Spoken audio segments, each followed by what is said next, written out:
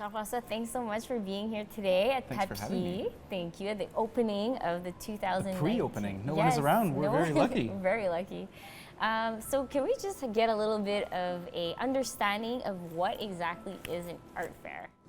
So it's basically a trade show. Okay. Most industries have the same thing where different companies come together for 3 or 4 or 5 days and show their wares basically for a limited public.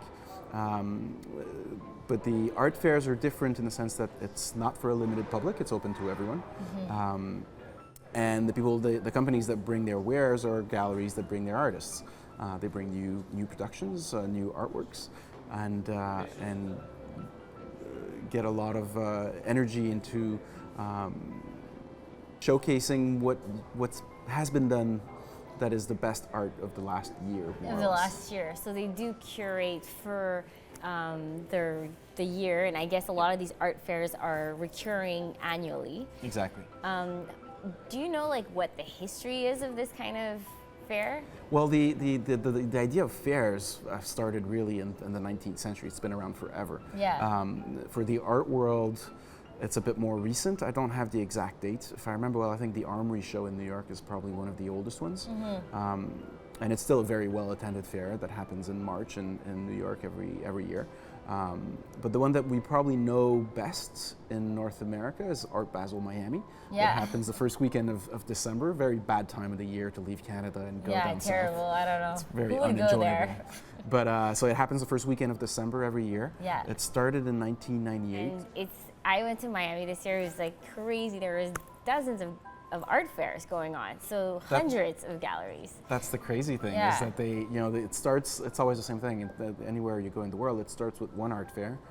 And if the art fair does well, if the galleries sell well, then all galleries, more and more galleries apply to do the art fair. Mm-hmm. And you can host 100 to 150 galleries, not much more than that, before you turn into too big and unmanageable, and not very interesting for the clients.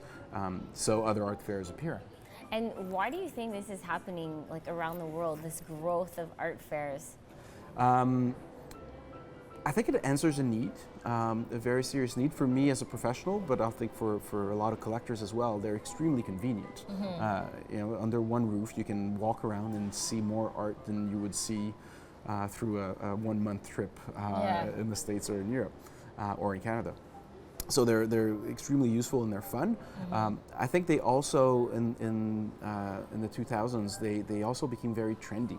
Yeah, trendy for sure. So you end up with big parties and galas and exclusive nights and obviously if the price points of the artworks is high, then the people that they attract are rather wealthy.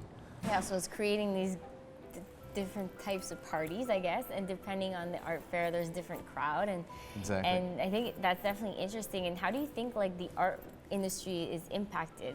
Like, is there only positive things, or is there like the way you approach an artwork in an art fair versus in a gallery or in a museum setting is very different.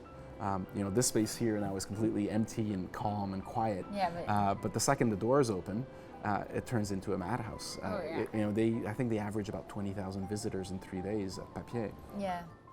That means that you're extremely stimulated. There's a lot happening everywhere. There are people everywhere, and your time with an artwork is very limited. Mm-hmm. It's maybe 30 seconds, a minute before you get bumped into or something happens, which is great because it allows you to see a lot of things, but it also has a downside of not be able to go into each artwork and really look at it and really talk about it as much as you would in a quieter setting.